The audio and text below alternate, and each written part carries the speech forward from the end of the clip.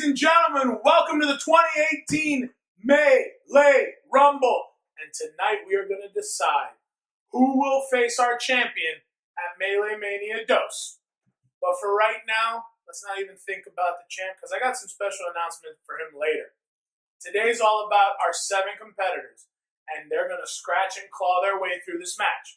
Let me briefly give you the rules. It's based on a round format. We're going to start with 2 guys. Then they're going to go right into a trivia round. 4 questions. They're going to be able to stack some tokens because the questions aren't worth points. They're worth saving their own ass or eliminating the other guy. If you get a question right and you want a save token, you can store this, kind of like in the wrestling video game, store a finisher to save your ass later from a pinfall. Or if you just want to get straight aggressive, just start stacking the eliminators on your opponent to eliminate them faster. Easy peasy. Once we get through those 4 questions, a new player enters. Sound familiar? And then we start a debate. And the value of the debate questions are chosen at random. If I pull an orange ball, it's worth 4 of these tokens. If I pull a clear white, worth 2. And if somehow I pull up the one with the crossbones, well then, the player with the worst debate in that round is automatically eliminated. There's one other way to automatically eliminate your opponents. Win out the entire trivia round. Get all 4 questions right. All right. Now let's see who drew number 1. Hailing from Queens, New York. Representing Under the Influence. It is the trivia beast known as THC. Welcome, brother. Take a seat and let's get ready to rock. And now, the man who drew number 2. He hails from the SRG universe. He's the SRG boss and friend of the show. Welcome, Steve Resk. Oh, so cordial. This is over a effing title shot, guys. I don't want to see good behavior. All righty then. We are going to start with your trivia round. No one else is going to be able to touch this. It's called Rumble Stats. Every question in this trivia round is Rumble Stats. Buzz in. Mr. Resk, you have the red buzzer. THC, you have the blue buzzer. All right. Question number 1. Won by Alberto Del Rio in the 2011 Royal Rumble. How many participants? Mr. Resk? 40. 40 is correct. That is the largest Rumble in human history. What would you like? Would you like to store a save token? I'll take a save. All right, just letting you know there's a max of 3. So keep that. Don't go spending it all in one place, kid. Question number 2. How many Royal Rumbles have been won by members of Evolution? The first take ooze because I know how to write a question. Mr. Resk. 3. Incorrect. Oh. This is you have the time to think about it because we don't have a timer, folks. By the way, check us out on Patreon and become a patron of us. Maybe we can afford a timer then. What happened? 5? Incorrect, gentlemen. Triple H won 2. Yep. Randy won 2. Oh, I Batista won 2. Flair won 1. That's 7. Oh, no points awarded on that. Jeez. Question number 3. Who is the first man to win the Royal Rumble? I didn't even finish, but okay. You were going to say Hacksaw Jim Duggan, I'm sure. Okay. I need an answer in 10 seconds. 10. That's wrong. Was that your answer? Okay. I will now finish the question for you. Who is the first man to win the Royal Rumble from the number 30 spot? No need to buzz. This is just your question now. John Cena. Oh, he's the second man. And also in the following year of 08, no, it's 2007, the Dead Man, The Undertaker. All right, gentlemen, this is the last question of this round before a new competitor enters. Number 4. Which wrestler won the Royal Rumble from the number 28 spot on 2 separate occasions? Only man to win the Rumble from the same spot twice. So now you got to think who's won Rumbles twice.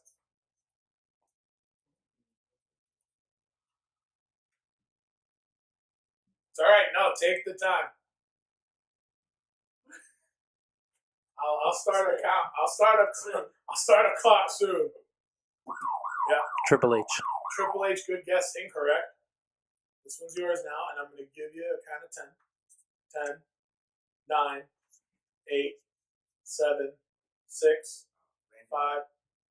You guys picked 2 Evolution members, but you didn't pick Batista. Yeah. The Animal is the only man to ever win a Rumble from the same spot twice. And now that triggers our next competitor. And now, he is a cornerstone founding member of Legion.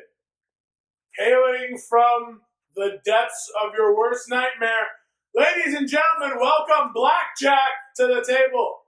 Welcome, sir. Have a seat. The orange buzzer is yours. I feel like we fought before somewhere. Oh, jeez, the trash talking. The PG era trash talking. All right, fellas. We're now going to get into a debate question. Scooch on in. Make sure we're all on camera. All right, guys.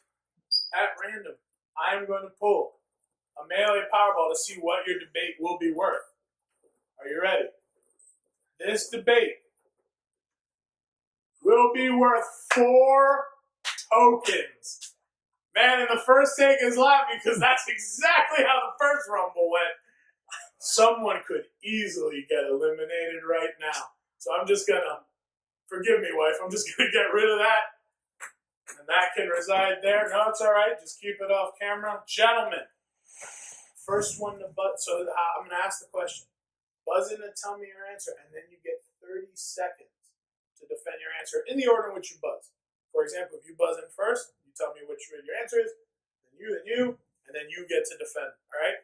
This is a quick fire, so 30 seconds. Your question, and really think about it. Who is the most successful wrestler to have competed in ECW?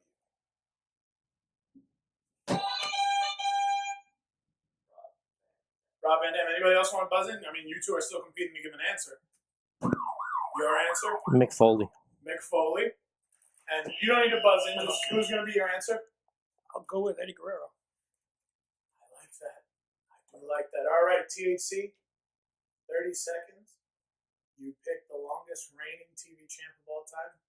Rob Van Dam, go. Okay. Rob Van Dam to me is the most successful because the longest reigning TV champ. Great tag team, great rivalries. And when you think about ECW, think about the whole effing show. He was the whole effing show. He's probably one of the best ones there. Not the best wrestler there, but one of the best. And he ended up winning championship, WWE championship, multiple titles in WWE. His success moved on, and he's still wrestling to this day.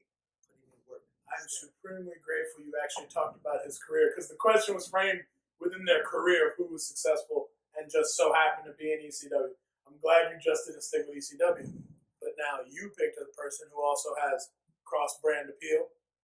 Mick Foley. I mean, started off, got his roots in ECW with Cactus Jack, transitioned over to WWE where he was the WWE champion, a WWF champion during the height of the Monday Night Wars. That was a huge turning point for ratings for the business in that sense. The spots that you see with Mick Foley are going to be remembered way more than anything that Eddie does and any more than Rob Van Dam does. While they both had highlights, none of them got thrown off the Hell in the Cell. None of them got in an empty arena match with The Rock, had feuds with guys like The Rock and Stone Cold, The Undertaker, Kane. His legacy transcends wrestling as he became one of the top GMs of Raw. He's a mainstay at WrestleMania. He's a draw when that music hits. He's a mainstay on the indies, and he's branched out into other things that have made him successful outside the ring. All right, Blackjack.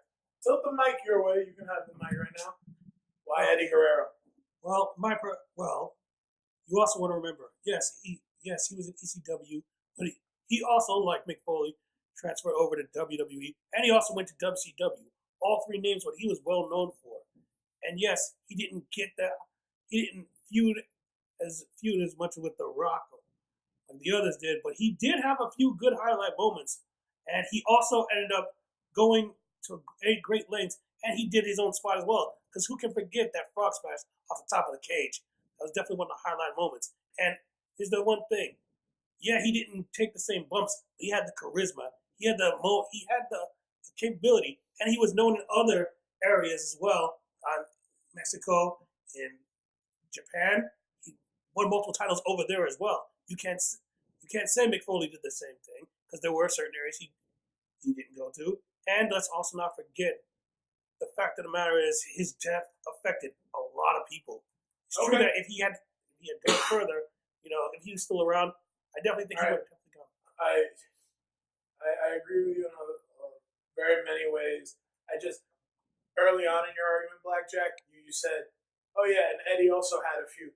Never undercut your argument. Come out believing that what you're saying is the right thing. That's the only time you can do that apparently in this world at this show. Come out just assuming you're right. So for me, it came down to a choice between Rob Van Dam and Mick. I really had wished you would talk more about Rob's rivalries, because who didn't Rob Van Dam work on Raw, especially when he was going through his IC title reign? And I didn't get enough, whereas the SRG boss here gave me a ton of facts about Mick and talked about his influence. See, you win with the influence, so, sir, you just scored 4 tokens. How would you like to divide them? I want 1 save and 3 elimination. Well, who are you going to put the eliminators on? You have to apply them right now. I'll go 2 on THC, 1 on Blackjack. Okay. THC, you are deadly close to being eliminated out of the Rumble, which means every trivia question now matters because you can start padding up some escape tokens. All right, you're not in such dire straits, Blackjack, so let's get into your next trivia category for the 4 of you. It's called The Other Partner. I'm going to give you a name of a wrestler. You need to tell me the name of the one person they won a tag team title with. Each name I give you, they only had 1 tag title ring, or just the one partner they won the belt with. Okay? So, for example, if I say Erwin R. Shyster, the answer is Ted DiBiase. Get what I'm saying? Okay. Oh, the competition just got tense. In the category of The Other Partner, the first wrestler, Montel Vontavious Porter. Matt Hardy is correct. Blackjack, would you like to put an eliminator on someone, or would you like to get a save? I'll take a save. Everyone's playing it straight. You could have just eliminated THC, but you didn't. I'm waiting. Jeez, No. Save the best. Question 2. Roddy Piper. He only had 1 partner when he won a tag title in WWE. Blackjack? 10, 9. Bob Orton. That is incorrect. It is not Bob Orton. Anybody else want to buzz in? I'm going to do a count of 10, and then the question is null and void. 10, 9. Ric Flair. Woo! Nate is correct. You can either get your last save token or add an eliminator onto someone. Gotta take THC out. Oh!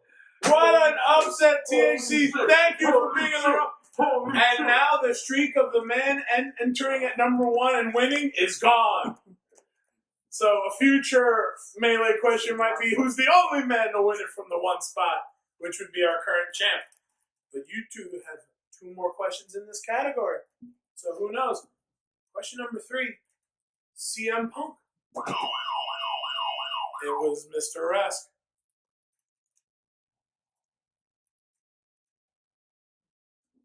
10, 9, 8, 7, 6, 5, 4, 3, 2, 1. Yeah, You could have thrown something out. Kofi Kingston? Kofi Kingston is correct. What would you like, my friend? An eliminator. Would you like to spare yourself the eliminator by cashing in one of your saves? I could wait, right? You could. No penalty. I'll wait. Okay. But now this Hopefully stacks. that's fine. This will stack. But I could get rid of 2 when they come up stacked up. You could get rid of the other 2, but this one will always be with you now. I'll get rid of it. Just put it right back. Okay. No eliminator. But good job getting rid of one of his saves, because that's productive. Yeah. Okay, gents. All right. Number 4. Drew McIntyre. Cody Rhodes. Cody Rhodes is correct. What do you want to do with it?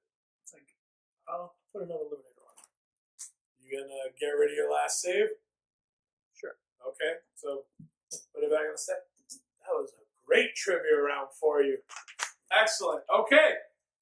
And now, the next man to enter the Melee Rumble at number 4, hailing from Queens, New York, El Gran Manzana. You can just take a seat right here, my friend. Welcome to the table. Number 4, one of our 3 undefeated competitors in singles competition. The first. All right, gentlemen. So this quick fire question. Let's see what it'll be worth here. Let's hope we don't get a destruction one. That'll be horrible. Ooh, feel Yeah, it doesn't feel like you're not trying to get one of those right now. No, you gotta shake it up, otherwise it's not fair. Oh, clear white. Gentlemen, it's worth 2. This one's just worth 2. Okay, your question. You ready? This one's gonna take a smidge of thought. Okay. Smidge of thought. From a historical perspective, which wrestler should be considered the undisputed face of the SmackDown brand? So your answer will be? The Rock. The Rock. Anybody? You guys all have to buzz in. I don't know what the dealio is. You guys we gotta think about everyone it. has to give an, oh yeah, you could be more contemplative about it. No, that's tremendous.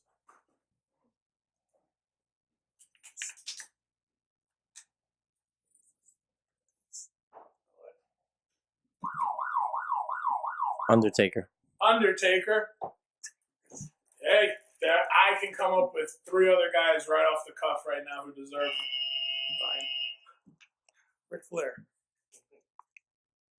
The face of the SmackDown brand. Oh, sorry, SmackDown. Oh, I'm sorry. you can't take that one back. No. You can't take that one back. It's all right. It happens to the best. I mean, he was drafted over to SmackDown for a period of time. So, Gran Manzana, why is it The Rock?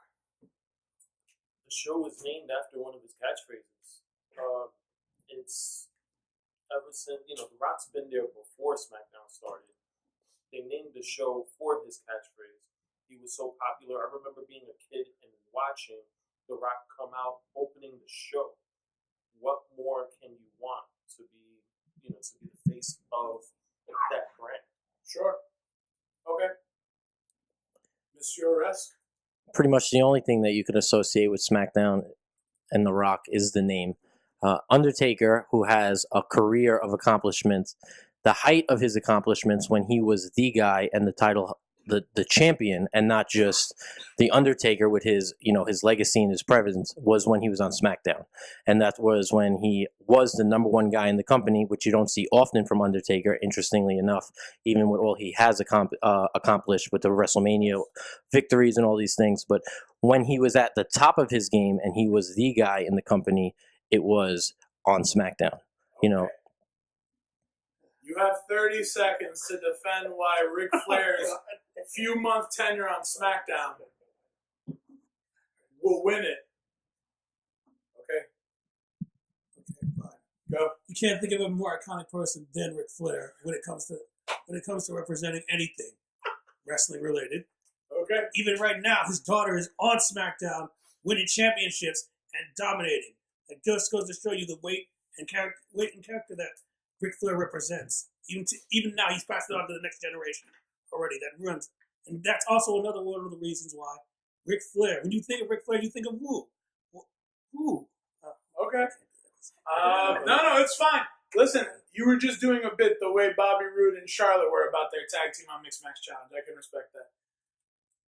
I could have seen your arguments snowballing, but I'll give you credit. That was one hell of a fight. You're not winning the question, but that was one hell of a fight, and I liked it. You got creative. Coming down to you two, you and I have spoken about this, and we'll talk about it when our talk show airs. The Rock was barely on SmackDown when it was a brand. Before the brand split, yes, the show was synonymous with him, and that played a factor. He wasn't the first main event of SmackDown. But I'm sorry. The blue brand has always been the dead man show. And so you already know you won that. But how the hell did no one say Edge or Batista? That's what I was gonna say. SmackDown had a rated R era, and while Edge was the champ, SmackDown was the A show. I don't care what people say of Cena's run on Raw. I was more interested in Edge versus Taker and Edge versus Batista and Edge versus Rey. But you win it. How would you like to spend your winnings? Would you like to save up again and recoup your save Get token? two. You can get two. So I can take out Blackjack. Well, if he doesn't want to, He can save himself. he can save himself, but then he'll definitely absorb one. I'll take two for me.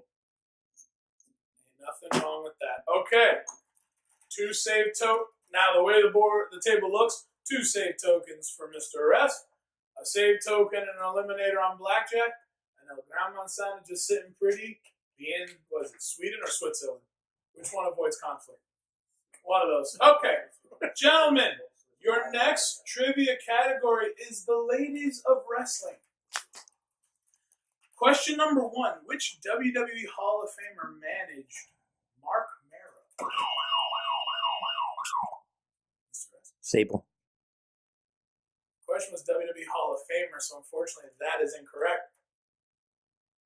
Blackjack? It was Jacqueline. Jacqueline is correct. How would you like to spend your token? I'd like the same one. You'd like a save? Yeah. Yeah, now that you know the SRG boss is looking at you. All right, gentlemen, question number 2. Who was the only female member of Paulie's Dangerous Alliance?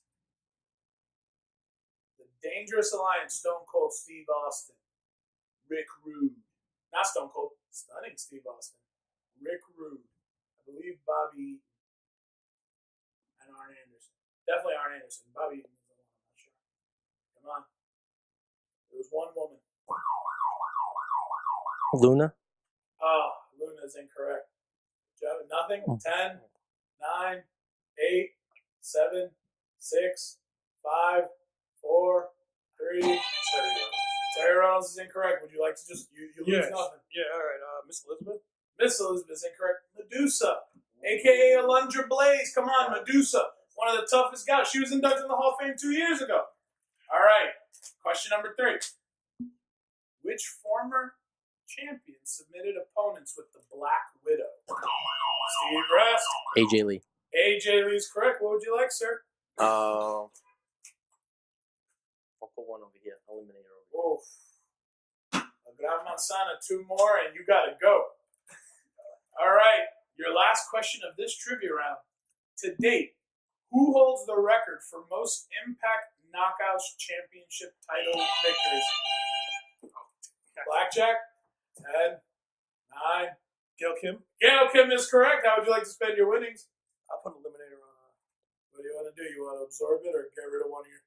Just put it back on the stack. I see you're playing the long game here. All right, and now that before we go into the next quickfire category, entering the Melee Rumble at number 5, he is the sound that runs the pound, Chris Guardino.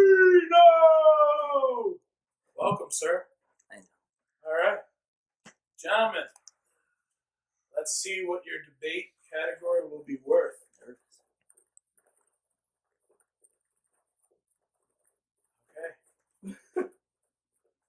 Now I kind of want to pull a destruction one and just clear the table of somebody.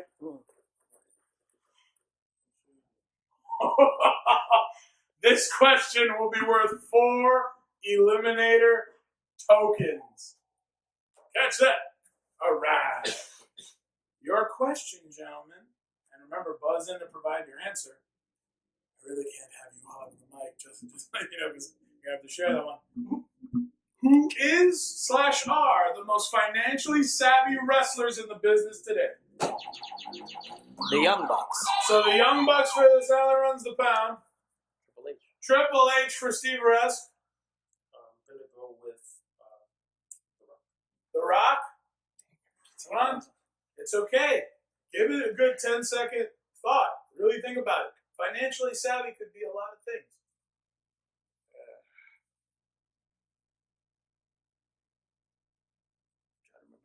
10, 9, 8, 7, 6, 5, 4, 3. You're going with McFoley. He's financially savvy. No one's going to deny that. Sound that runs the pound, Chris Guardino.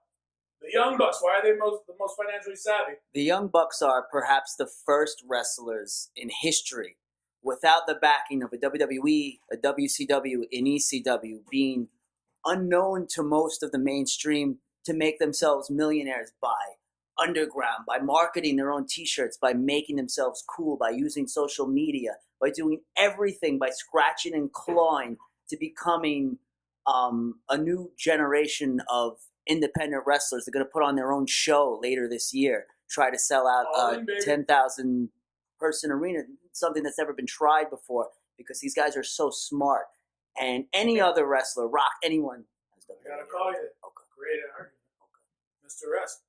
The game. Triple H is the COO of WWE, one of the largest corporations in the company. I know the Young Bucks personally. I deal with them. They're not the brains of the operation. Their parents are.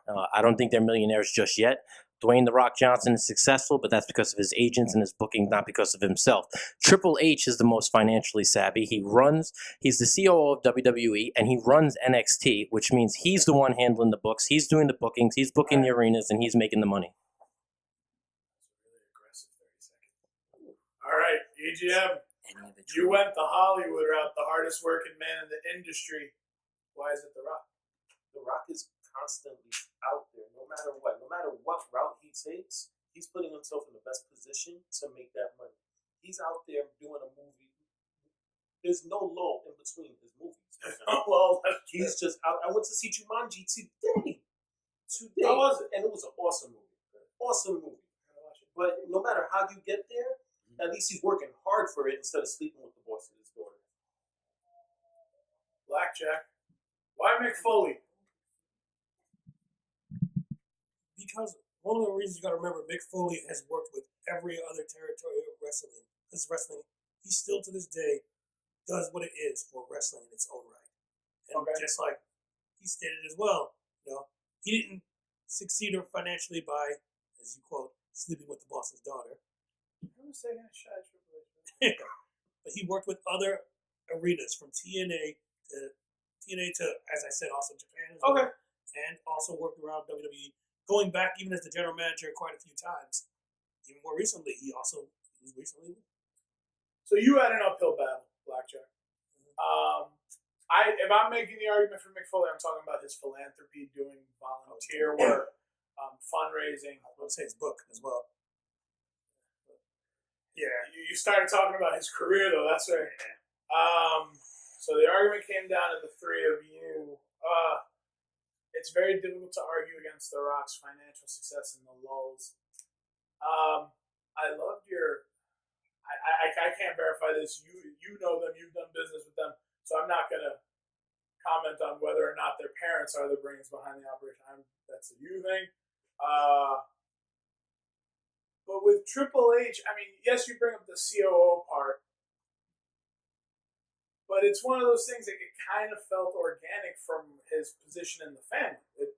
At some point, he was going to get a company job because when he's done wrestling, I'm sure Vince still wants him to provide for, Stephanie and vice versa, because Stephanie is a upper member of that echelon. I'm going to have to give the argument to Chris Guardino. And the real strength of that is you did bring up the all-in show that they're trying to get done. But aside, you did mention all the financial successes they've had.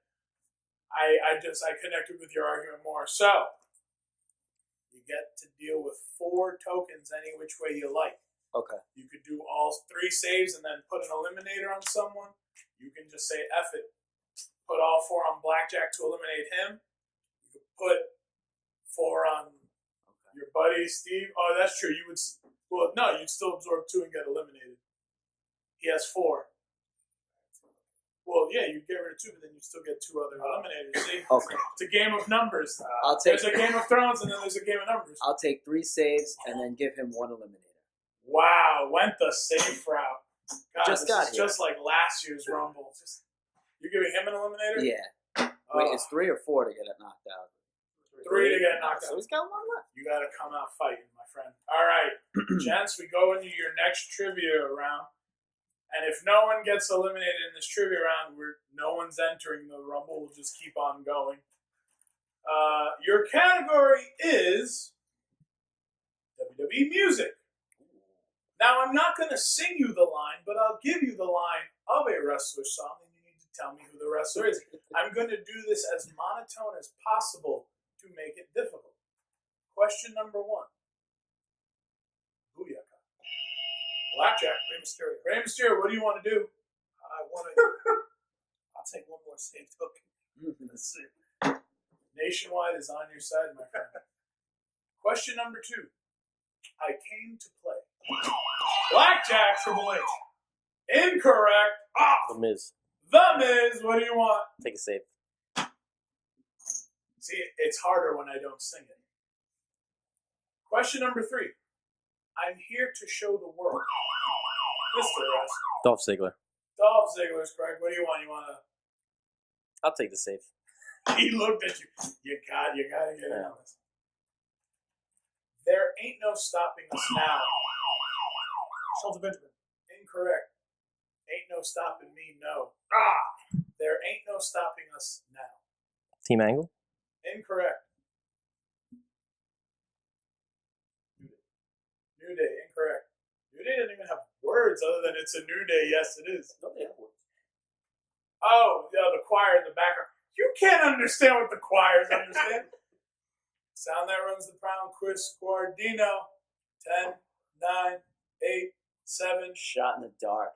Basham Brothers. There ain't no stopping us now. It's time to get on the floor.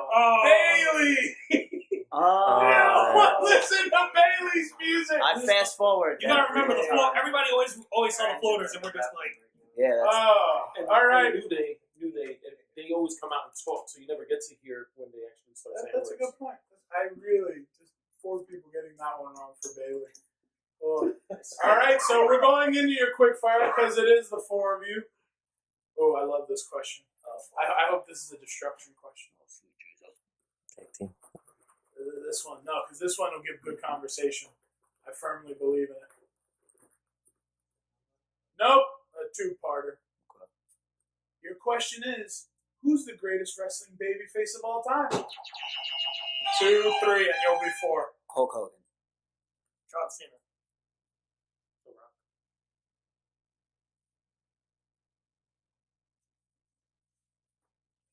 Mick Foley. Mick Foley. No one said Ricky the Dragon Steamboat, who never turned heel. Ricky Steamboat never turned heel. Okay, so your answer, Chris Guardino. Hulk Hogan in his babyface run was the most over babyface in the history of professional wrestling. He took wrestling to another level with WrestleMania and Hulkamania. And kids loved him. They looked up to him as a hero. He's still iconic to this day. When people think pro wrestling, they go, oh, that thing Hulk Hogan used to do, right? And his babyface act was the most babyface, drink your milk, take your vitamins, say your prayers, and it worked, and people loved it, and he was a hero. Okay, I mean, he's done so much for WrestleMania, but he's done nothing for Melee Mania, but I like your argument there. Blackjack, defend your argument. Or John defend your Cena. statement. John Cena, even now to this day, has so many opportunities to go heel, but they never actually pull the trigger. Because why? Because right now, even to this day, he's still a role model. He's still a character that we respect. A wrestler we still respect to this day. And just like Hulk Hogan, he has millions of fans, millions of people still believe in John Cena, and no matter what role he's played against, no matter what opponent. Okay, that's a strong argument. The great one. So The Rock will forever get pops. Finally, The Rock has come back. No matter where he goes, Hulk Hogan's has negative press with the whole racism thing. John Cena is hated in the crowd most of the time. At least half the crowd hates John Cena. The Rock will forever be loved by the fans. Mick Foley. Part of being a babyface is about being the underdog and telling the story. That's exactly what Mick Foley did. True. The odds were against him. He won the crowd over in a way that somebody of his character never did. And outside of the ring, the guy is a philanthropist, as mentioned before. He donates all his time to charity. It's not just Make-A-Wish Foundation. He's living it every day. He's got Toys for Tot programs. He's donating clothing. And he basically does things for independent wrestling that a lot of other wrestlers do not do on his own. So if we're going to look at both inside and outside the ring, this is the guy who's going to go down as a fan favorite. That's a strong argument. Much better debate round for you, Blackjack. I like it. When you took a shot at Hogan and Cena, the question is in terms of babyface as it applies in wrestling. So the shot you took at Hogan is outside of wrestling. You totally undercut the John Cena argument because, yes, even Cena acknowledges, why should I ever do a heel turn? I'm already a heel to so many people. So he hurt you in that way, his argument. The Rock's best work was as a heel. I think we all know that. Just because you can get a pop doesn't mean it's the babyface pop. So there were two arguments that we come down. It's the guy who built the perception of wrestling for a long time versus the guy who could get the wrestling emotion out of people. Again, another great argument for Ricky Steamboat, who could get that emotion, or even a Bret Hart. But I digress. God, I really wish I had an opponent for a minute. It comes down to you two, and again, a lot of the philanthropic endeavors is great, but I did want the question a little bit more focused on the wrestling, to which you accomplished that. So, Mr. Guardino, you win another debate. This one was worth 2, so how would you like to spend it? 3 is out, right? 3 is out. So 1 eliminator, and then 1 save for me. You already... I have 3. Oh, that's too many? That's too many. So then... you gotta put an eliminator on somebody and make them waste theirs. 3. Both got 3. You gotta make him... He's got 2, so eliminates Hall. No, he has 3. Yeah, so he's got to chip 1 out then. Yep. So chip 1. All right. Yeah, you had to chip at somebody. Thank you for being here. I won't pull the heel move and flip the table. Don't pull the heel move, please do not. Classy, very classy. Baby All face. right. Well, no, we will not have a new entrant until after this trivia round, because an entrant only comes after the trivia round. So, gents, your new trivia round. Ooh, another one of my favorites, which means it's trouble for all of you. Oh, boy. All right, fellas, your trivia round is on New Japan Pro Wrestling. Hey, you can't get a shot to the title if you don't know all wrestling. Your first question. In what stable will you find Bad Luck Fale and the Gorillas of Destiny, Steve Rask? Bullet Club. Bullet Club is correct. What would you like? Send an eliminator on Blackjack. Blackjack? It kind of feels like the two buddies over here are trying to, this is the time in the Rumble where people get ganged up on. You gotta fight here. Show your fighting spirit. We're talking about New Japan. They're all about fighting spirit. Question number 2. Who won the 2017 G1 Climax Tournament? Blackjack? Naito is correct. I bet you want to get a save token back. Oh, are you going after them? I'm going after this one here. He wants to put one on me. Okay, 1 done. Question number 3. What maneuver is represented by Kazuchika Okada's finisher, the Rainmaker? 10, 9, 8, 7. The high kick? 6. Incorrect. Wraparound clothesline. Short arm clothesline, wraparound clothesline is correct. What would you like to do?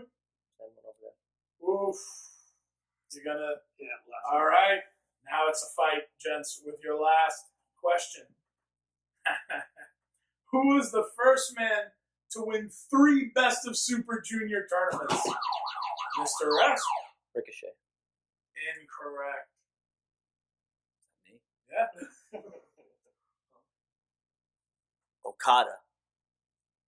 As a Super Junior, less than 220 pounds? No. Zack Sabre Jr.? No, but good guess. It's the legend Jushin Thunder Liger. Come on, guys. I knew that. Oh, you guys are going to love this next quickfire. But first, let's get the next guy in the melee. See, because we're down to our last 2 folks. And this man gets it right the first time, every time, from your mom's bedroom. Ladies and gentlemen, it is the Hollywood star, the first Take His Lordship from 2016. Sir, You want me to sit next to this schmuck? Oh, I feel like we're going to have a 3-on-1 gang up really quick. That's right. Go after the guy in the So, mask. guys, this might help if you want to wait till I'm done reading it because I'm giving you choices here. There's a choice to the question. And it's appropriate because it's entertainment based and I'm at a table with 2 actors. So, how approach? Oh, Yeah, that would be you, Mr. Guardino. So, not a good one. which your thank you for I'm so excited I forget to find out what this damn question will be worth. Please be an eliminator. Please be a distraction. Oh, we hit destruction! The weakest argument at the table is automatically super kicked out of the ring, regardless of your tokens. Shooting it over there to the table to catch this. Really got to teach my wife how to play baseball. Okay, your question and the weakest argument will be eliminated. This is all based on the argument. Which casting choice would be more entertaining? And I'm going to give you 5 choices. Big E as Carl Winslow from Family Matters. Randy Orton as Sheldon Cooper in The Big Bang Theory. Kevin Owens as Doug in The King of Queens. Bray Wyatt as George Costanza in Seinfeld. Or Enzo Amore as Joey in Friends. 1, 2, 3, 4. Okay. Big E as Carl Winslow. Kevin Owens. As Doug in King of Queens. Can you remind me of the choices one So more time? your remaining options are Randy Orton as Sheldon Cooper, Bray Wyatt as George Costanza, or Enzo as Joey and Friends. I'm going to go with Enzo as Joey and Friends. I guess I'll go for Bray Wyatt. Bray Wyatt as George Costanza. No one went for RKOs to the whole Big Bang cast. Okay. Let's hear it. Now remember, this is not for tokens. This is for whoever gives me the weakest argument. You're gone. I could just imagine Big E doing the whole theme song just as the New Day would do it. I could see him gyrating with Urkel every time Urkel's on scene.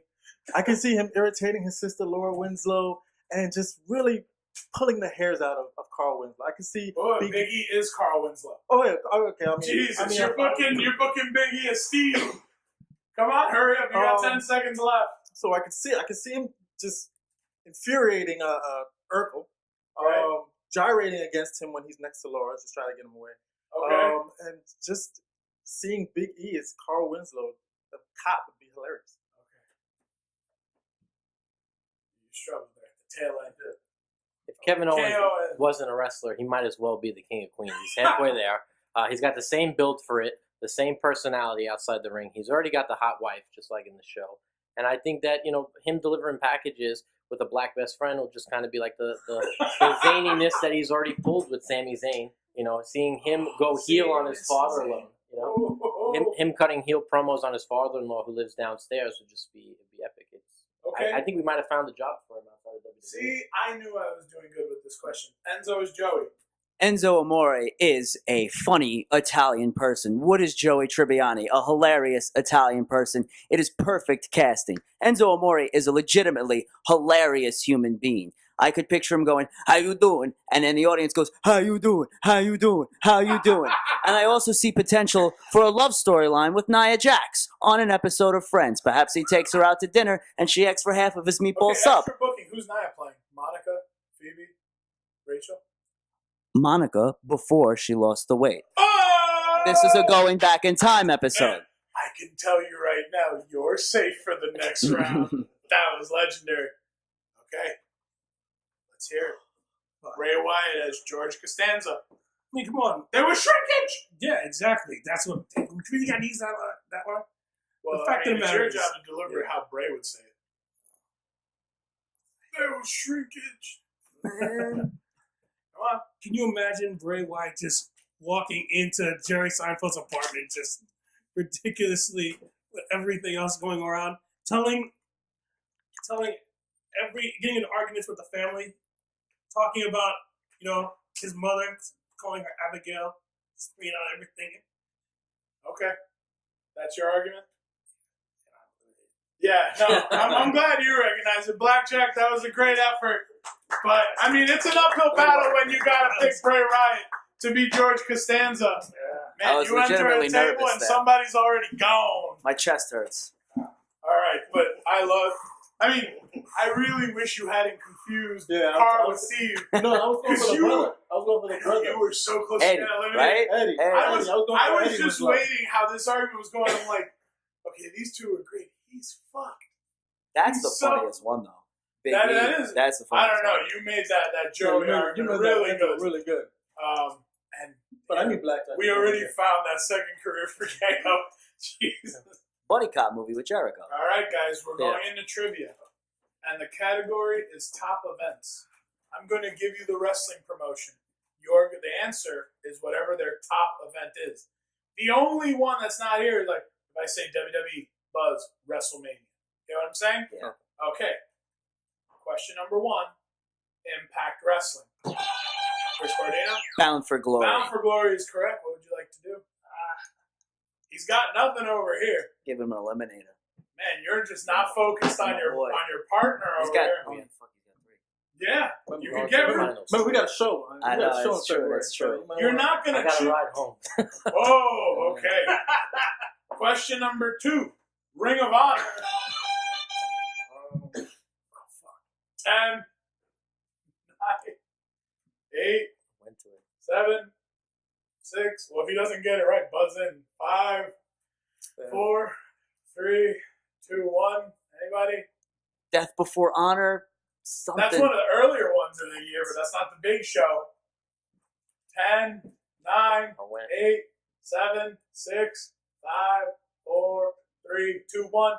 Final battle, guys. Oh. December show. It just I happened. Dalton Castle upsetting, the American Nightmare Cody. Must Jeez. be really into it then. All right. It was Number actually 3. Number 3. Lucha Underground.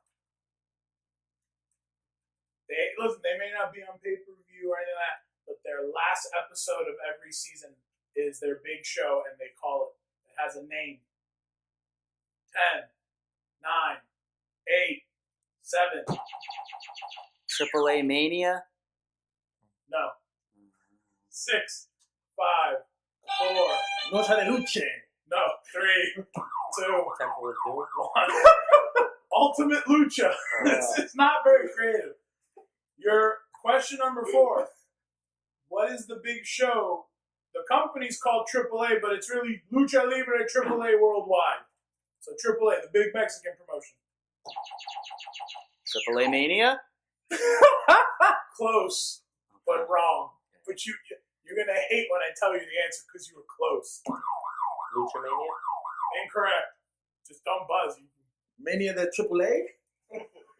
Triple Mania. I should get it because I said it, but there You was said words in the Triple middle. A Mania. I can't that a give that to you. Huh? Got to guess. All right. It was actually, I was watching it on Botchamania the other day. So, folks, we only have one man left to enter the Rumble.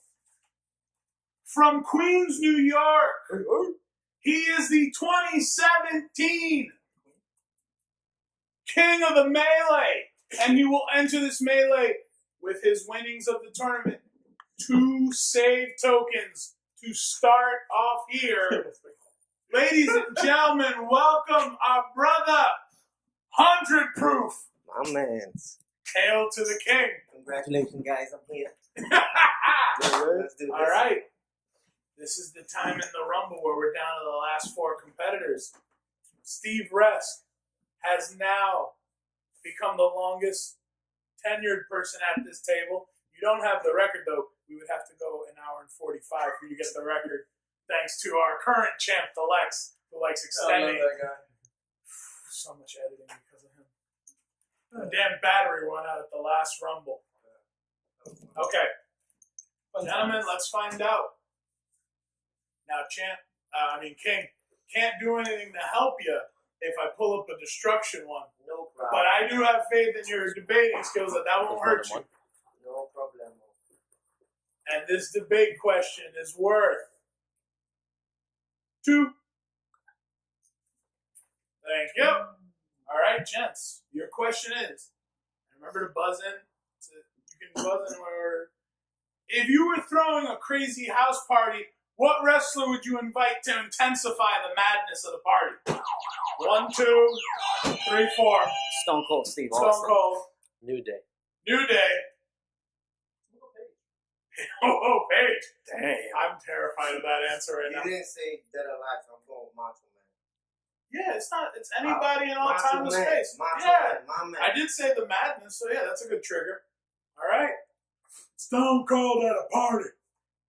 Number 1, Stone Cold Steve Austin's gonna roll up in a beer truck, spraying everybody with some delicious Steve Weisers. Then we're gonna party all night, raise some hell. There's gonna be a hell of a lot of beer. There's gonna be fist fighting. It's basically gonna be the craziest party you've ever seen because Stone Cold Steve Austin's there. Everyone's drinking, everyone's having a good time, and he might fight a undead wizard, the Undertaker. That's a great argument, and I love the undead wizard line.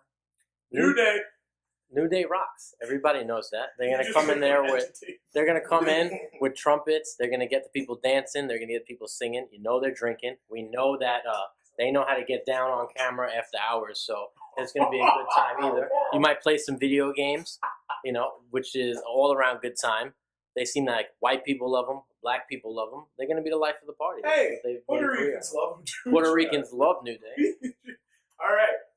So why would the princess of good girls, Paige, be the perfect person to start the madness? Well, once you invite Paige, then you got to assume Absolution will be there. So you got Mandy, and then Xavier Woods might pop up, and Brad Maddox, and there might be videos. There might be videos being made, and she likes to party and have fun, and I like to party and have fun, like actors do. Make films. As long as you're comfortable with Brad Maddox getting the undercarriage shot, okay, fine. My All guy, right, King. my guy Macho is going to intensify the party that me and THC already having. This already These people look like they need these guys to have a party. I don't need that. The party's already happening. Macho Man just came through. Oh, yeah. He's going to intensify the whole party. Everybody's already in love because he came back from the dead. That's already exciting. That's the first part that's awesome. He's going to come in his nice ring attire. Of course, everybody's going to get up on their feet in my house because everybody's already there. They're waiting. Where's your house? Where's your boys? I don't think it's there. It's gibberish.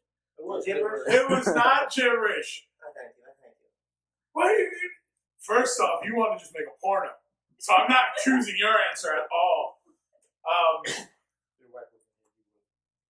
No, I wouldn't. Jeez Louise. I really wouldn't. For me, it comes down to the arguments of, for you, it was the New Day know how to create the vibe at the party. Austin's bringing the beer. And you flat out said, I don't need Macho Man there. But fuck, if Macho Man's going to be there, we're going to have a kick-ass time, and he's going to bring the madness. Your argument focused too much on Macho Man as just coming back from the dead, even though it was the funniest one. And I want to give it to you, but I'm a fair judge. So I got to keep it to the facts. And I'm going to give the argument to the beer truck. You kept it true to who Austin was. You didn't talk about New Day giving out pancakes and bringing party snacks. Like, if you gave me everything else except what they're bringing to the party. You just get Austin's coming to fight and he's bringing the beer. He's also no stranger to a guitar. Might swing a little country music. Okay. How do you want to spend your 2 tokens? You want to re-up? I'm gonna take You're one. Take one, so now you're at 3. Shit's gonna start getting heated. And who's getting the Somebody's gonna take eliminator? a hit. Mind you, our king has 2 saves, and your acting buddy, the first take, vulnerable here. I gotta take a swing at the king. He's Okay, dangerous. cashing one in. Dangerous. You're next. All right. So, Oh, quick, I don't know why. There's So, a buddy system. there is I a like buddy it. system. So, a quick view of the table. Chris Guardino with 3 save tokens. Steve Rusk with 3 save tokens. First take with 1 eliminator on him. And the king sitting pretty. Still have 1 save token. Gents, let's get to trivia. Have your buzzers handy. Your next category is the Intercontinental Championship. Nice. Oh, and the audience is like, crap, we know a crap ton of that. All right. Question number 1. Who did Randy Savage defeat to win his only IC title, Mr. Rest? Ultimate Warrior. Incorrect. Steamboat. Steamboat's incorrect. Steamboat beat Savage. Come on, we got two more. Come on, this guy is he's a Hall of Famer in his own right. Pedro Morales. Pedro Morales is incorrect. Come on, you don't need to buzz in. I'm gonna say Rick Rude. Tito Santana, guys, come on. Ooh, someone I feel bad. with a name, you know, Okay, question number 2. 100 years ago. Question number 2. The Ultimate Warrior's first IC title reign and only WrestleMania loss came at the hands of which Hall of Famer at WrestleMania 5? Ultimate Warrior's first title reign and his only WrestleMania loss came at the hands of this man at WrestleMania 5. Rick Rude? Rick Rude is correct. Who's getting an eliminator? Damn. Fuck it. The King.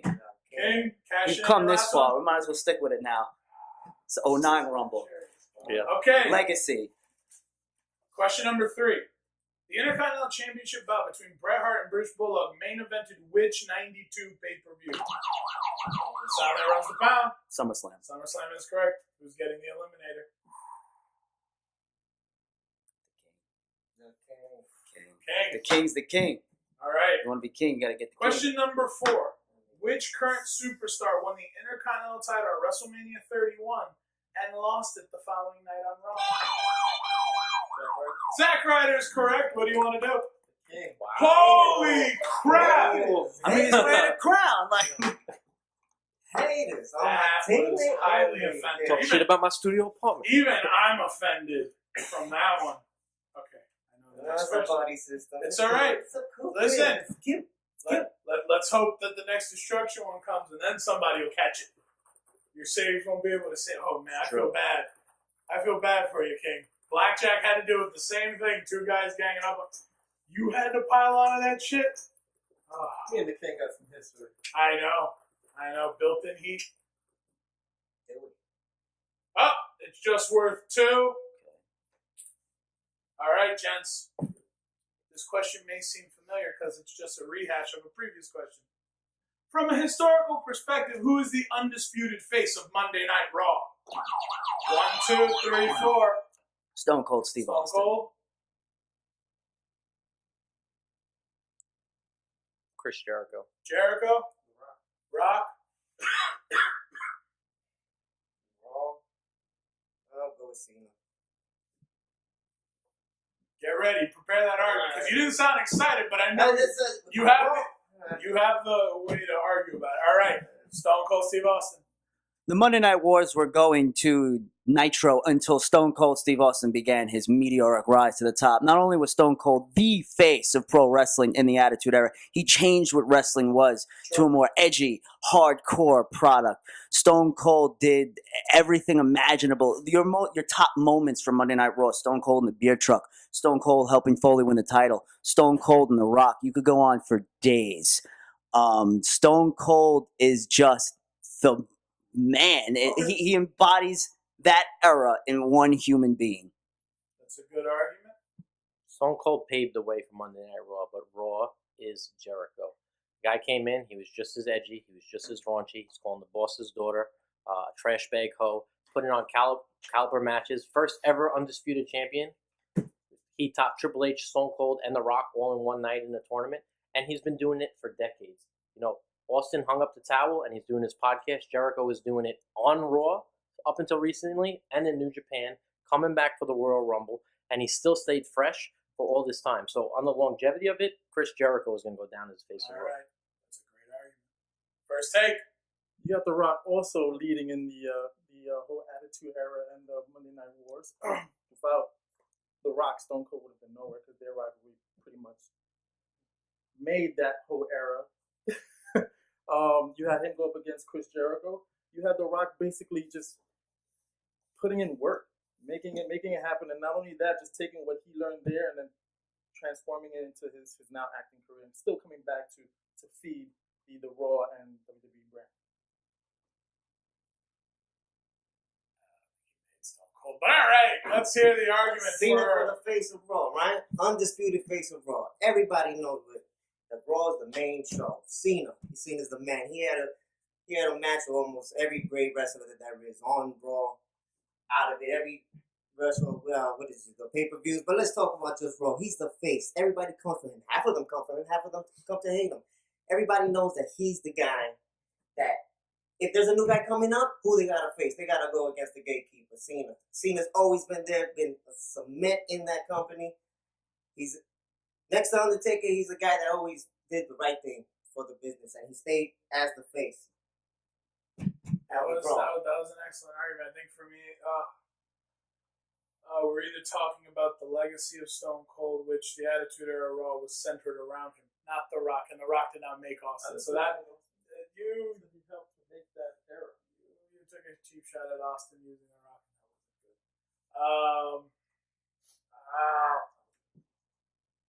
So I buzzed in first.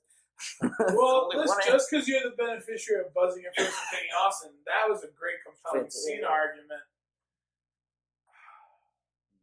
The only reason why I'm not going to award you that question is had you said Cena carried Raw longer, because if you think of Austin's career window, it hasn't been as long as Cena's on WWE. So if you had said Cena put it on his back and carried it longer, I would have 100% given you it based on the rest of your argument. But it will go to the man who buzzed in first and took the easy answer. Hell yeah. Okay, how do you want to spend your two? One eliminator. Long live the king. King, thanks for being on the show. Stick around after the show. I have some great developments to share with you. I'm gonna make it interesting. Turn heel. Don't One do it. eliminator. All right. So what do you want to do? You want to save? So the table right now is the Son that runs the pound with 3. It is not a work. 3 for the Son that runs the pound. 2 save tokens for the SRG boss, and you're just sitting pretty there with 1 eliminator. First take. All right. Let's get to your next trivia question. It's, I held the belt longer than anyone else. I will name a championship. You must tell me the name of the man who held that title longer than anyone else. Not in a single reign, but in a total number of days reign.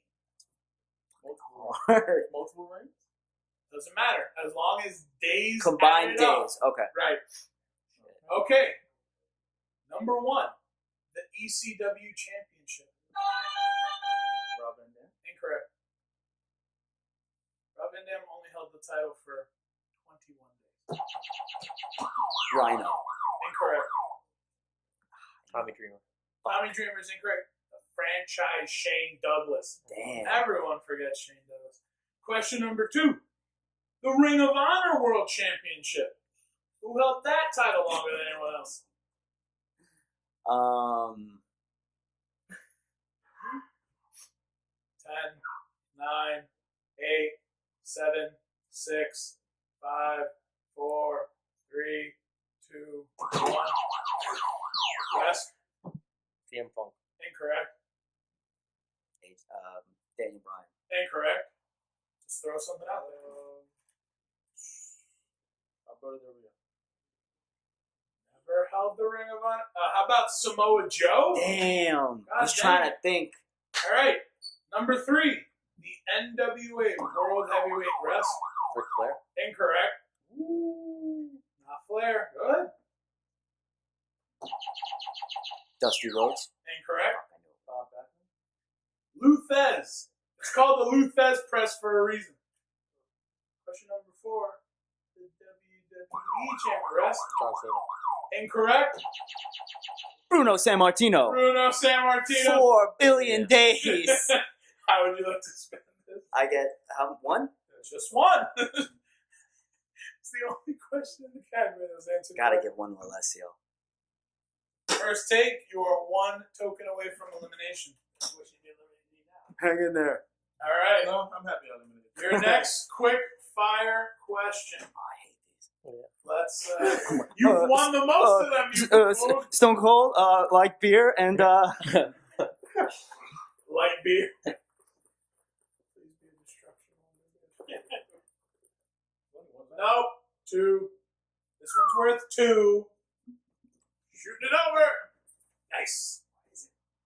What is the most underrated WrestleMania match ever? Underrated.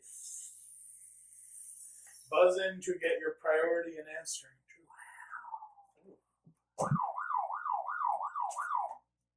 Edge versus Undertaker. Edge versus Undertaker, WrestleMania 24 in the main event.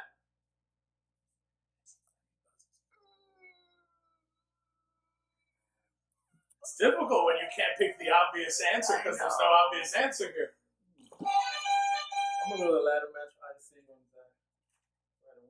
The multi-man Intercontinental title ladder match? Okay. I'm almost certain you picked it because that's the only one you can remember, but all right. Right now. Angle Benoit, WrestleMania 17. Okay. Angle Benoit, WrestleMania 17. So starting with Mr. Resk. When we're talking about underrated, we're talking about things that people wouldn't bring up in the everyday conversation. I want you to go back. I want you to watch Edge vs. Undertaker, where he has the edge heads in his corner, making it a 3-on-1 match, and how many false finishes that match had, and how epic the psychology was between the two of them. That me, for a second, I thought the Undertaker was going to actually lose this match straight up to Edge, and I remember jumping up out of my seat on several occasions and literally being blown away by the edge of that match. I was watching in Florida. The power went out for like 30 seconds. I thought I was going to die. And just the back and forth, Edge almost made him tap out, which would have been crazy. He hit him with everything he had in his arsenal. The Undertaker just kept kicking out. But there was a good, minute and a half period where you thought the streak was ended to Edge. He was that hot at that time. Excellent argument. Angle and Benoit was a match that not only was a great match, it started the beginning of a trend in WWE. It was one of the first matches where people started to realize what we could have with these amazing wrestlers just going in there and tearing the house down with amazing wrestling. That match almost had no build. The actual outcome was Kurt Angle coming out and saying, hey, we have no match for WrestleMania. Let's have a match. And that match had brawling. It had technical wrestling. And they put on a clinic that night, and people don't talk about it that much, obviously. Because they can't. Benoit, because they can't. And that match, it started the beginning of, hey, Brock Lesnar, Edge, Eddie Guerrero, Rey Mysterio, giving these guys the credit that they didn't deserve, and a lot of the focus moving away from ladders and lightning and pyro effects and getting back to what was being done in the ring. Okay. What I liked about the ladder match is it was a match that was kind of unpredictable because no one could really know or tell who was going to win. And the fact that out of nowhere Zack Ryder won, it was like a combination of like him always just kind of being the underdog and finally getting his like 5 seconds of fame. So like the pop that once like he pushed the Miz off and then he took the belt, like the pop in that day was like tremendous. It was so underrated just because no one really knew what the outcome was going to be, and then for Zack Ryder to come out on top was like icing on the cake. Okay. Well, one argument completely won me over based on how it was booked and the quality that was given that match, and that was Steve Rest's argument about Edge and Taker. So how would you like to spend your 2 winnings in this melee? We're going to have to take you out, and me and Chris are one-on-one once again. Sir, first take, thanks for being here. We are down to our final 2. Let's get into the next trivia. And due to the magic of movie editing, we have now seamlessly transitioned the sound that runs the pound, Chris Guardino. You should do a gong and the lights out. And then... Okay. So you want to be the ethereal Undertaker of Melee? Sure, why not? As we stand in this Rumble, we have the man who entered in at number 2 and has been in this entire Rumble, Steve Rest, sitting pretty with 2, 3? I can't see. They blend together. 3 escape tokens, and the sound that runs the pound with 2 escape tokens. Guys, you got to start attacking each other. And so your next trivia category, Mr. Kennedy! An entire category of Mr. Kennedy. Damn. All right. Now, remember, you have your tokens, but remember the rules and how they stand. If one of you, doesn't have to be this category, If one of you gets a clean sweep on a trivia category, you automatically eliminate someone at the table. Okay. Question number 1. What is the only WWE Championship won by Mr. Kennedy? Gordino? Tag team. Incorrect. United States Championship. The United States Championship is correct. Since you have 3 saves, that automatically applies an eliminator. And now you've dwindled him down to 1. Question number 2. What town does Mr. Kennedy... Green Bay, Wisconsin. Green Bay, Wisconsin is correct. Thank you, sir. I hate Mr. Kennedy. Which wrestler did Kennedy defeat in a match and dethrone as the Raw general manager? He beat this man and then got this man fired as Raw GM. On the storyline.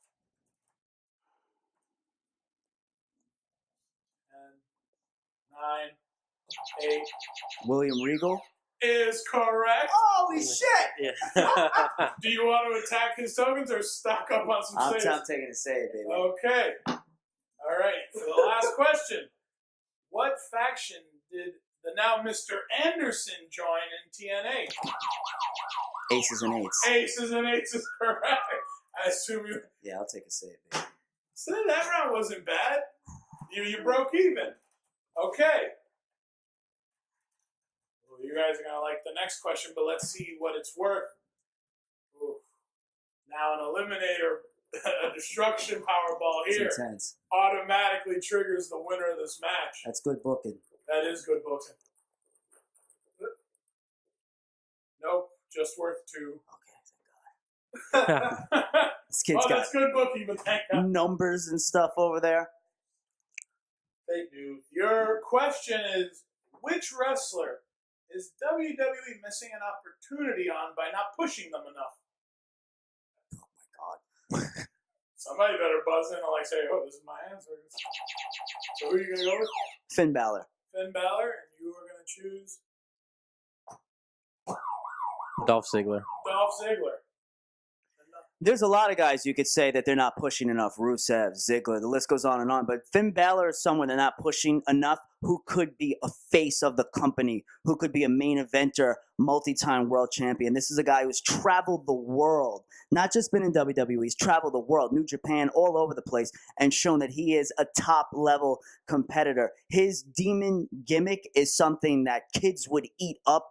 People flicking through the channels would stop and see that and go, oh, wow, I want to watch this guy. And Finn Balor is just a fantastic wrestler if they let him not be cheesy Mr. Babyface, and he's also fantastic on the mic. Finn Balor got his push, first ever Universal Champion. Dolph Ziggler has not gotten his push, and he's proven time and time again that he has the athleticism, the charisma, and the in-ring talent of some of the greatest wrestlers ever lived. It's not too much of a stretch to compare him to Shawn Michaels. He's got it. If they give him the reins and let him run with it, that's somebody who they're missing out on. And I know that if they let Dolph Ziggler walk and he goes to a Ring of Honor and he goes to a New Japan Pro Wrestling, WWE is going to be really sorry, even more so than the likes of Cody Rhodes, because Cody Rhodes is not as athletically gifted as Dolph Ziggler is. I mean, the athletically gifted part, I'd agree with, but I'm a huge Cody Rhodes person. As am I. That hurt my soul. Man, this is a really difficult question to answer because you're both right. So I have to pick it based. See, you had the intensity, you had the integrity of Ziggler's actual career. So it comes down to the intelligence of the argument. I know, right? You judge on the 3 eyes, so, oh man. While I do agree,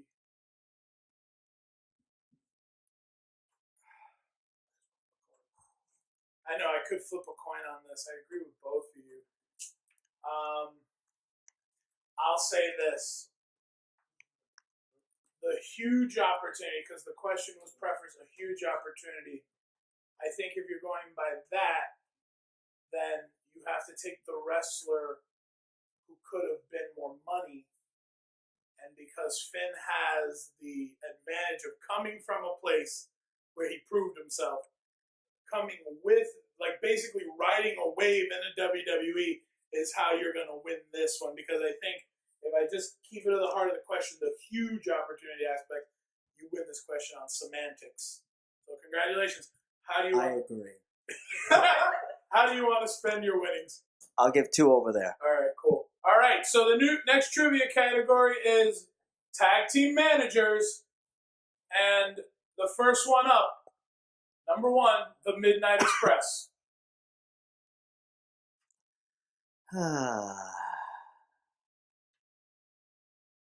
Yes, Somebody wants to I buzz almost in? know it's wrong. Tennessee Lee. Tennessee Lee is I incorrect. know, You don't need to buzz in. You can just give your answer. No clue. Lou Albano. Jim Cornette. Ah. All right. Well, Question number 2, the Road Warriors. Steve Rask. Damn. Oh. This hurts. Blackjack's over here having. I'm going to pass because I don't want to give him a hint. Okay. Mr. Fuji? Incorrect. The guy from NXT. The answer was Precious Paul Ellering. Yes, Yep. from NXT. Paul Ellering. Yep. With the Authors of Pain. Question number 3. ECW's Impact Players. The team of Lance Storm and Just Incredible. Steve Rask. Dawn Marie. Don Marie is correct. How would you like to spend your winnings? How many's he got there? He's got 2. All right, let's even up the score. Oh, 1 apiece. Your last one, Eminem. Rask, Melina. how do you want to spend that? Now you're in. Wait, no, yeah. Take it. That was Now bad. you're That was in. a bad move, mathematically. Now you're in the danger zone. All In the right. danger zone. All right. Oh, fuck, it's a debate again. We're back to debate. If I pull up an orange one, you're fucked. Yeah, that's why. WWE questions, damn it. Nope, 2. Okay. Crap. Keep hoping somebody gets eliminated off this damn thing. On the ropes. All right, your question is, what is the lamest entrance music in WWE history?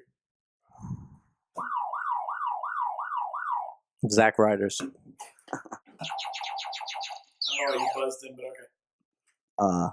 Santino. Zack Ryder's music could work, but it just doesn't. You know, it's trying to capture like a cheap boy band sing along in the car type thing, and it's not a good song. The lyrics aren't there, and I think it's hurt him on his career more than anything because it's really just not that catchy. It's very bland. It's not upbeat. I'm really not sure where they were going with that at all. Okay, Santino. I actually think Zack Ryder's music fits him perfectly, but Santino's music was weird. It was corny, and towards the end, no one even liked Santino, and no one really liked hearing his music. So God, it's time to change the channel. Well, towards the end, there. Oh, so then what am I? You like Santino, so then I'm screwed. No, it's not that I love. But Santino's music sucked, Okay. as well as Santino. So his music could have been, a little rock and roll, or As someone who doesn't have the most athletic build, I would have happily taken a Santino career where I could make money and make people laugh. So I would have happily taken that. But I mean, he just had like pseudo joke opera music, whereas the crappy boy band music was really, really bad. I got nothing on this. All right, 2 tokens. How do you want to spend them? He's trying to make a decision for you. I'm gonna take 1 and give him 1. Your next trivia category: wrestlers of the 70s. Woo. Question number 1: what was the finishing move of superstar Billy Graham? Top rope splash. Incorrect. Super Slam. The bear hug. What Deadly. a lame. Question number 2: which wrestler played for the San Diego Chargers and was the first man to be inducted in both the WCW and WWF Hall of Fame? 4. Bam Bam Bigelow. Incorrect. Tully Blanchard. How about the cat Ernie Ladd? I've never All heard, right. never heard his name before. The cat. You mean Ernest the Cat Miller? How? At We some both point, lose for that? At some point, I just need to book myself in the title matches. Jeez. All right, question number 3. Okay. New Japan Pro was founded in 1972 by which Japanese legend? Antonio Inoki. Correct. And how would you like to get your point here? You want I'm stuck with this, right? You're stuck with it. I'll take a save. Okay. All right. Your final question. Who became the first man to compete under a mask at MSG in 1972? Dos Caras. Incorrect. Pedro Morales. And Mil Mascaras. Pedro Morales. I keep going with Pedro Morales. Oh, it's Mil Dos is his son. And Mil Mascaras, I believe, don't quote me, but I believe he's Del Rio's uncle. Right. I was going to That's say. why he inducted him. All right, gentlemen. The next Powerball is worth 4. So that's it. If you win this, you win. If you win this, you can get him with 2 tokens if you just apply all 4 on him. Okay. Okay, from a storytelling standpoint, what is Mick Foley's greatest career feud? Triple H. The Undertaker. Okay, Mick Foley fought Triple H toward the end of his career when Triple H was on his rise up. Mick Foley gave everything that he had to try and defeat the young, hungry Lion, and he just couldn't do it, and he was beaten and destroyed by Triple H. He murdered him at Madison Square Garden, slamming his face onto thumbtacks. He threw him through the cell. Mick Foley had to transform from Mankind into Cactus Jack just to get into mental shape to fight Triple H. I think that was, and Triple H will tell you that's his finest match, the match with Cactus Jack at Madison Square Garden. That's what brought Mick Foley to the end, the first run of his career, to an emotional goodbye at the end of No Way Out after Triple H defeated him at the Hell in a Cell. And that was a long, long story of Triple H firing Mick Foley and Mick Foley having to come back and fighting against the McMahon-Helmsley era. this is not a full debate round, right? But I will give you the same amount of time. Go ahead. Undertaker and Mick Foley were at the height of when WWE gimmicks were where they needed to be. You had The Undertaker, who was literally a destroyer. You know, they were booking him as a monster, a demon. He was crucifying people. And then he's going toe-to-toe with a deranged one, a guy living in boiler rooms who was known for self-inflicting pain upon himself. That was the only viable competitor to go toe-to-toe with the Phenom at that point. Anybody else wouldn't have been able to stand a chance with him. Mick Foley held his own because of his story, his character, and his tortured past. And then how did that feud end? It ended at Hell in a Cell, where the two literally beat each other nearly to death, where it took the biggest bumps in WWE history to end that sort of feud. So I always have a problem. While I do love that Hell in a Cell, Mick has come out and said, like, there wasn't really a build-up as to why they'd be in Hell in a Cell. It was like, okay, they hate each other. It's just natural going to Hell in a Cell. But it wasn't that kind of... It didn't evoke the same argument as to why Triple H and Cactus went to Hell in a Cell. And it's a catch-22 because they're both great arguments, and you both put me in these effing compromising positions. But if I'm getting to the heart of the answer, Guardino, you got it. 4 tokens. 4. 4. So I knock out 2, And you give him and I 2. give him 2. Oh, okay, you gave me 2. I'm not even playing. He gives me 2, and then he gives him. Okay, so where are your 2? You keeping them right in front of you? I got rid of mine. No, you get 2 more. It's worth 4. Oh, okay, gotcha. So I take away your 2 I'm wondering why so many are coming back to me here. Okay. They just eliminated you. I know. No one's hosting now. It's just chaos. All right, gents. Your next category is the category of nicknames. I'll give you the nickname. You give me the wrestler. Number 1, the villain. Marty Scurll. What do you want to do? Get a save back? I'll take a save. Okay. Number 2, the enforcer. Arn Anderson. Correct. By the way, you don't lose these. They're there forever, but you can take another save. Number 3, the 9th wonder of the world. China. What do you want to do? You want to max out at saves? Okay. Number 4, Captain Charisma. Christian for the game. He's right. That's the game? He triggered the one rule that wins the game. He won the entire trivia round. And we had a battle where Guardino took you to the brim, and you just came back and fired. And now Steve Reskin's headlining Melee Mania. Congratulations!